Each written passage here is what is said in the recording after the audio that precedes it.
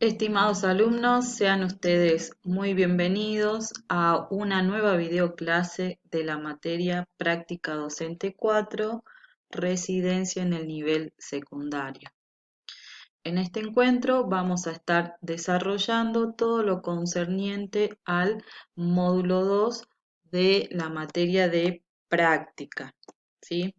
¿Qué quiere decir esto? Que vamos a estar viendo los tres ejes que se encuentran dentro de esta materia, por lo tanto es importante que ustedes puedan hacer una lectura previa para poder determinar cuáles son aquellos contenidos relevantes para su estudio. Comenzamos con el eje 1, en donde nosotros vamos a poder observar que aquí se va a desarrollar el contenido acerca del papel que tiene la educación en la escuela, ¿sí? Es importante aquí que hagamos la lectura de esto que dice: la escuela es un espacio mediante el cual se van a impartir todos aquellos conocimientos y habilidades necesarios para la conformación de un Estado-nación. En 1884, el Congreso de la Nación aprobó la Ley 1420 de Educación Común, laica, gratuita y obligatoria, cuya jurisdicción abarcaría a la capital federal y a los territorios nacionales. Nosotros aquí vemos que la creación de los sistemas educativos nacionales lo que va a hacer es buscar proveer al Estado de, por ejemplo, de profesionales, no sé, ingenieros, militares, médicos, administradores, y también para que de alguna manera se pueda diseminar la cultura nacional. Entonces, para esto fue muy importante que se pueda establecer y organizar la educación que va a ser impartida en las instituciones, en las escuelas. Y así, bueno, que vayamos forjándonos también nosotros como un Estado, como una nación, en donde también se forje la unidad política, bueno, lo cultural, para que las personas que habitan el territorio puedan sentirse como parte de la nación argentina. ¿Sí? Ahora veamos qué establece esta ley. ¿Sí? La ley 1420 comprendía que la educación debía ser gratuita. O sea que aquí se estipulaba que cada barrio, cada lugar en donde haya de 1000 a 1500 habitantes, era un lugar propicio para poder constituir un distrito escolar en donde, bueno, este distrito tenía el derecho a acceder a una escuela que sea pública y gratuita, ¿sí? O sea que era accesible para todos aquellos que quisiesen estudiar.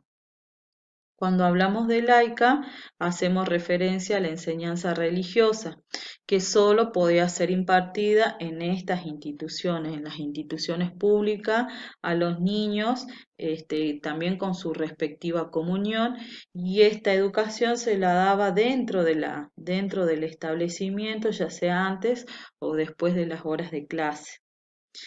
Los contenidos. Aquí se desarrollan los contenidos mínimos como de lengua, geografía, matemática, historia, idiomas, ¿sí? O sea, todos los contenidos estaban pensados para poder de alguna manera profesionalizar más adelante a estas futuras generaciones. Pero no solamente se desarrollaban contenidos mínimos en materias como las que le nombré hace un momento, sino que también a las niñas, por ejemplo, se le desarrollaban contenidos acerca de alguna educación manual, como por ejemplo corte y confección, tejido, cocina, y para los varones se ejercían los conocimientos de ejercicios militar, o sea, se desarrollaba el militarismo y también algunas nociones de agricultura, por ejemplo, de ganadería, ¿sí? Y bueno, hablamos también de una adaptación de contenidos, en donde, bueno, aquí en las escuelas públicas enseñarían todas las materias que comprende el mínimo de instrucción obligatorio, ¿sí? En donde aquí lo primero lo que se va a observar es cuál es la necesidad que tiene el país y también las capacidades de estos edificios escolares y de acuerdo a eso se va a pensar y se va a comenzar a construir los contenidos mínimos a desarrollar en los establecimientos. ¿Sí? Hablemos y continuamos también con la lectura del módulo. Vamos a ver cuáles son las funciones de la escuela. Si la función o hablamos de las funciones de la escuela. Y aquí vamos a ver que la escuela del siglo pasado tenía una función y la escuela de hoy, la contemporánea, tiene otras funciones. ¿Sí? A partir de los 90 podríamos decir, en donde la el país, tanto a nivel económico, político, y acá las instituciones también entran en crisis, en donde vamos a ver que en este modelo neoliberal se van a impartir algunas políticas como por ejemplo la privatización, bueno, la descentralización también de la educación, en donde cada jurisdicción debía encargarse de la educación de sus habitantes, ¿sí? Y el tema de la globalización lo que va a hacer es que se cambie por ahí el destino o el sentido de la función social de la educación en las escuelas, ¿sí? En donde, si bien hoy vemos que las nuevas generaciones son más pobres, también al mismo tiempo vamos a ver que están más escolarizados. Sin embargo, también hay grandes dificultades para que estos alumnos puedan completar el ciclo obligatorio de la escuela. ¿Sí? Entonces, bueno, si bien en la escuela del siglo pasado también tenía algunas características como la que les había nombrado anteriormente, en la escuela de hoy vamos a ver que ya hay múltiples funciones, no solamente la de educar en ciencias, sino que van a surgir otros componentes, los cuales la sociedad necesita que pueda ser desarrollado, que pueda ser visto en las escuelas, en los establecimientos. Funciones. ¿Cómo definir en este nuevo escenario que comenzaba a emerger la función de la escuela y el papel de la educación? Bueno, aquí si ustedes realizan la lectura del módulo van a ver que Tenti Fanfani establece que no hay que ser un erudito o un gran especialista para que en el caso de la educación nosotros nos demos cuenta de que no están dadas las condiciones básicas para que se realice un aprendizaje que sea realmente efectivo, ¿sí? Y si hablamos de esas condiciones básicas, hablamos no solamente en lo que tiene que ver con lo estructural, con las instalaciones de los establecimientos, sino también que tienen que ver con aspectos como el alimento, el abrigo, la contención efectiva, la salud. Entonces, todos estos efectos que pueden ser nocivos y que tienen que ver con la injusticia social, obviamente que van a repercutir en lo que son las escuelas, ¿sí? Y son estas nuevas condiciones lo que van a complejizar aún más el trabajo del docente en las aulas, ¿sí? Entonces, aquí vamos a ver que la función de la enseñanza, del aprendizaje, en cuanto a los contenidos, el vínculo pedagógico se complejiza y se vuelve, quizás podríamos decir, más complicado de llevarse adelante, de llevarse a cabo. Y también aquí vamos a ver que la escuela se encuentra sobrecargada de funciones o aún sobredotada de funciones. pero también sabemos que la sociedad es la que espera a que la escuela no solamente eduque, sino también realice estas otras funciones, como por ejemplo que la escuela dé alimentos, se alimente a la población, que prevenga, por ejemplo, de adicciones, que prevenga sobre la violencia de género, que prevenga embarazos en la adolescencia, que eduque, que contenga, que forme ciudadanos, o sea, vemos múltiples funciones dadas a las instituciones, ¿sí? Debido a esa necesidad que tiene nuestra población, ¿sí? Entonces nos encontramos con una escuela que cede parte de ese tiempo de aprendizaje para desarrollar otras labores u otros contenidos o programas que van a tender, obviamente, a satisfacer una necesidad que también requiere la población, ¿sí? Pero muchas veces no se puede lograr cumplir con el rendimiento escolar. También tenemos que ver que hay un desajuste entre lo que la escuela se propone hacer y lo que realmente se logra, ¿no? Si bien tenemos todas estas funciones y que la escuela lo lleva adelante, pero muchas veces esto no se puede cumplir. Entonces, ¿qué es lo que realmente se logra en las instituciones? ¿Sí? ¿Se logra todo lo que se propone o no? Esto es importante también de analizar y de discutir. ¿Cuáles son los desafíos de la escuela en el siglo XXI? Sí, son muchos. Los desafíos principales son, por un lado, garantizar el ingreso, la permanencia y luego el egreso de todos los estudiantes con las capacidades y saberes para poder desarrollar al máximo sus potencialidades a nivel personal y social.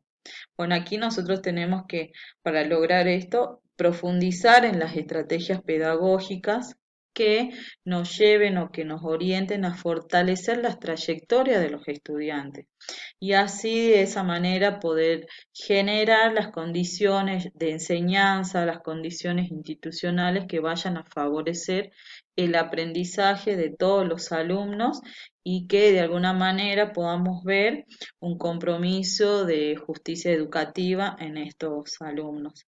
También vamos a ver que tenemos grandes desafíos, ¿sí? El hecho de que ingrese, permanezca y luego se egrese el estudiante es un gran desafío para todas las instituciones porque muchas veces no logramos si bien ingresan, no logramos la permanencia y luego el egreso de estos estudiantes. También tenemos que ver que es importante que pensemos en algunas líneas de acciones para poder de alguna manera llevar adelante este desafío, ¿sí? Algunos, y ustedes los van a ver en el módulo, que hay algunas líneas de acciones pensadas para esto, como por ejemplo incorporar progresivamente un enfoque de enseñanza por capacidades y competencias, que eso esté establecido en la educación 2030, también que podamos avanzar hacia el aprendizaje de un aprendizaje interdisciplinario que pueda integrar varias disciplinas, también promover prácticas educativas que estén vinculadas con el mundo del trabajo y poder resignificar también esa planificación institucional para poder tenerla como herramienta estratégica y pedagógica, ¿sí? Estas son esto que les nombré son algunas de las líneas de acciones que podemos llevar adelante. Hay más, y así que los invito a que lo lean para que puedan tener conocimiento de las mismas.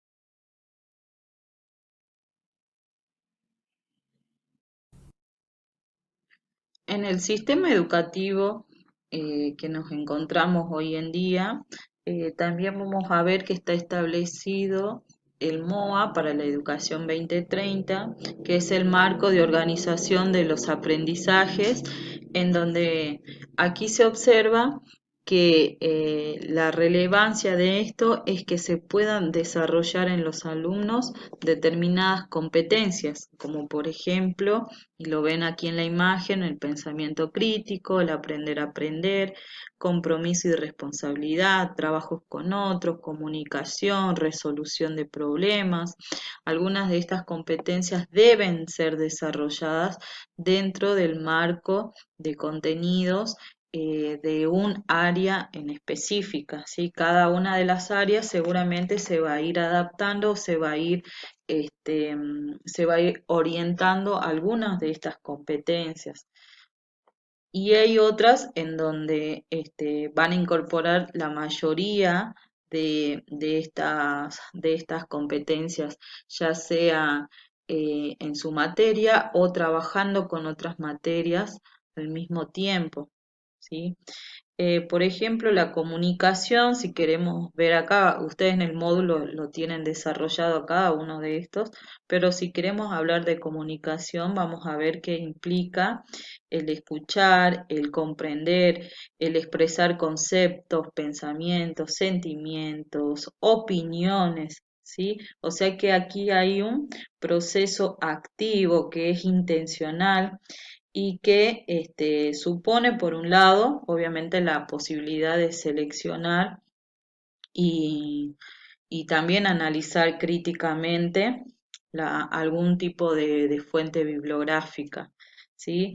Entonces nosotros tenemos que tener en cuenta que esta capacidad es la capacidad de poder expresar las propias ideas, las propias opiniones, los sentimientos, pero también a partir de un análisis bibliográfico que nosotros podemos llevar a desarrollar en el aula.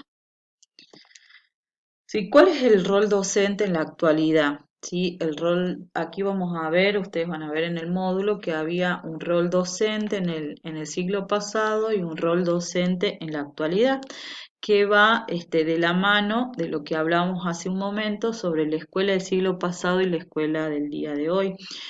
Por ejemplo, en el pasado nosotros tenemos que ver que el rol docente era totalmente diferente, en donde aquí podemos ver que el docente pasaba a ser un controlador, un ordenador, un vigilador, ¿sí? Por ejemplo, se controlaba, se vigilaba a los alumnos, que cada uno esté sentado en sus bancos, desarrollando sus actividades, debía mantener la disciplina.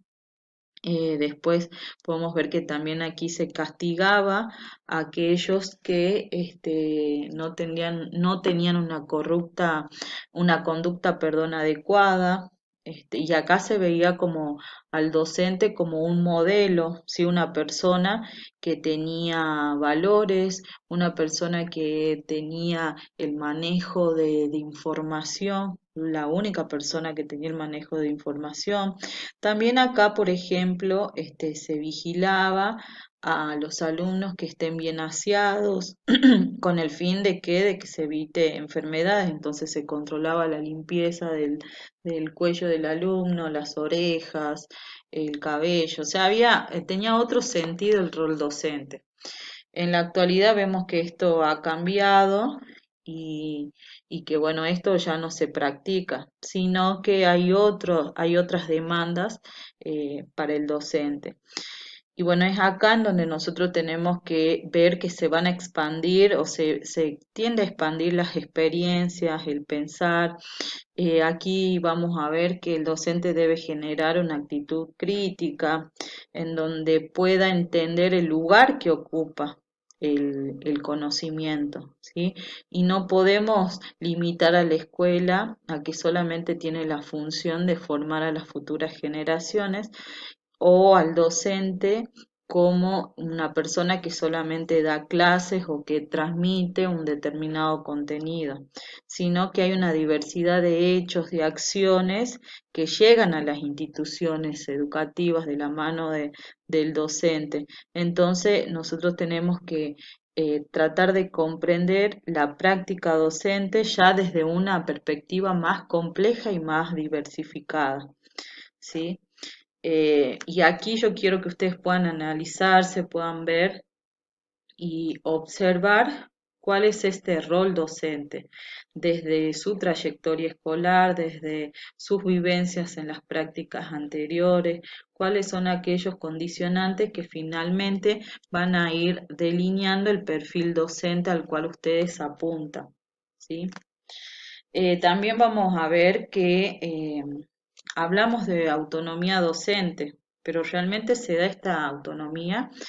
En la autonomía docente se pretende que, bueno, el rol docente en la actualidad, en este escenario, en una escuela moderna, podamos poner como eje de debate o como centro de debate el término de autonomía y si esto se da en las instituciones educativas, ¿sí? Ahí van a ver que, por ejemplo, Domingo Contreras sostiene que lejos de ser una autonomía genuina y transparente, se trata más bien de una autonomía por decreto, en donde acá se van a reflejar las formas de control que están mezcladas con la forma de la responsabilización que tienen los docentes a la hora de llevar adelante el servicio de la educación, ¿sí? Y aquí vamos a ver que hay algunas consideraciones que asume el pensamiento crítico, ¿sí? Por ejemplo, la convicción de que el cambio es posible, ¿sí? En donde aquí vamos a ver que hay que asumir un compromiso de intervención en donde tenemos que problematizar el presente y también llevar al alumno a esto, ¿no? De que, de que bueno, nosotros no caer en un aspecto negativo, sino poder ver que el cambio es posible para estas futuras generaciones. Después podemos ver la coherencia entre el discurso teórico y las propias acciones. ¿Sí? Hay coherencia entre lo que se enseña y el modo en cómo se enseña. O sea, hay coherencia entre lo que digo y también lo que hago.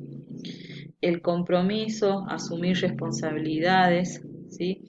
Esto implica que nosotros emitamos o en realidad problematicemos la realidad y que de alguna manera también enseñemos a los alumnos a que cada decisión que se toma viene de la mano de una responsabilidad, ¿sí? Y que todo el tiempo estamos asumiendo o tomando decisiones y asumiendo responsabilidades. Eh, y bueno, también apertura y desafío ante los cambios de la novedad. Todo esto lo van a estar viendo también en el módulo, ¿sí? Y alegría y esperanza para enfrentar con alegría la posibilidad de la creación de nuevos conocimientos transformadores. El profesional reflexivo en el aula. Aquí es importante que destaquemos que los docentes deben asumir una responsabilidad activa en cuanto al planteo de preguntas, o sea, debe haber un trabajo de reflexión en torno a la práctica docente que están llevando a cabo.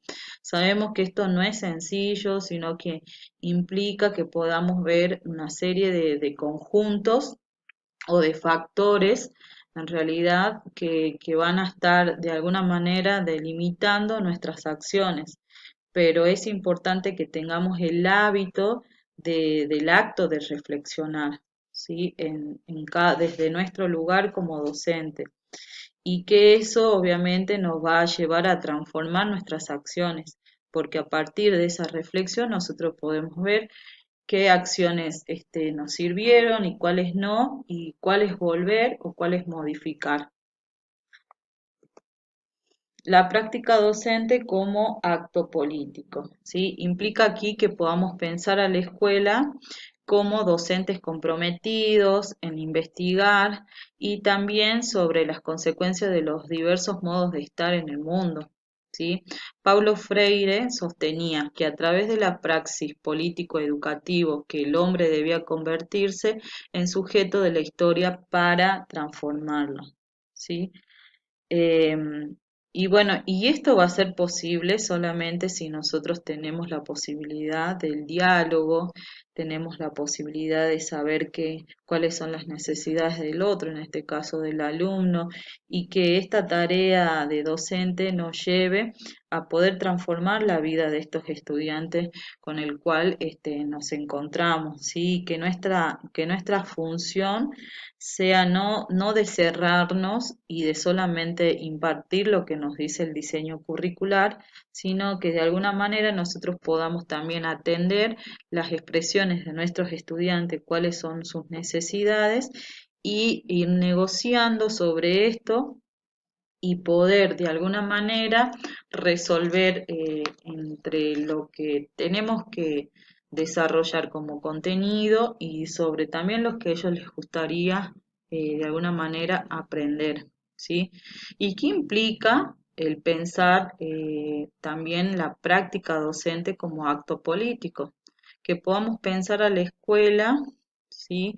Y sobre la tarea que realizamos en ella, que no creamos que somos personas omnipotentes en donde podemos hacer todo al mismo tiempo, sino que también necesitamos de ayuda, necesitamos de personas que puedan llevar también o que nos puedan acompañar en esta función de la práctica docente, de llevar adelante o desarrollar dentro del aula contenidos significativos y que sean también de relevancia para los estudiantes.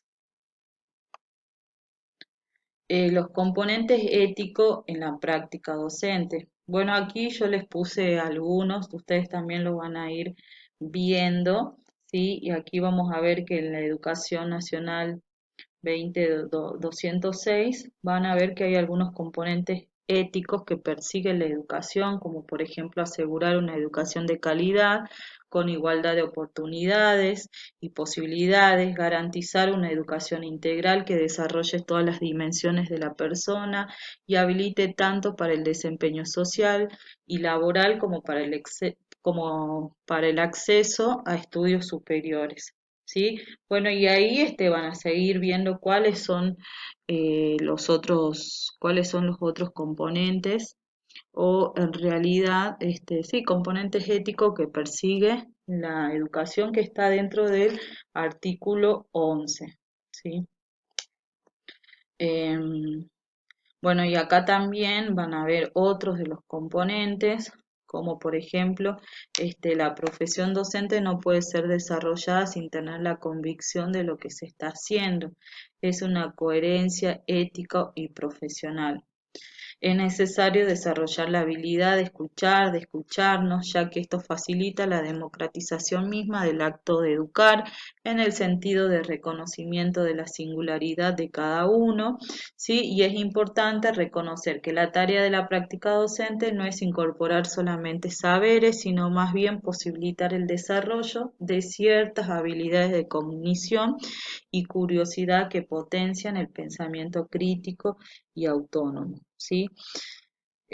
La tarea, lo importante acá es que veamos la tarea primero de reflexionar, por un lado, y por el otro lado es que también podamos tener en cuenta cuáles son las necesidades que, que nos propone no solamente los estudiantes, la sociedad, y que podamos de alguna manera ir mediando y resolviendo estas cuestiones para llevar, como les dije hace rato, una educación que sea de calidad y que también sea relevante para nuestros estudiantes.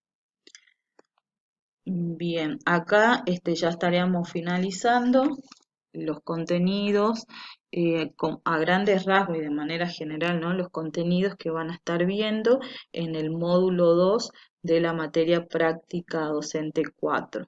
Así que ante cualquier duda, ya saben que pueden comunicarse por los canales de plataforma, por correo interno o por los foros de consulta. Muchas gracias.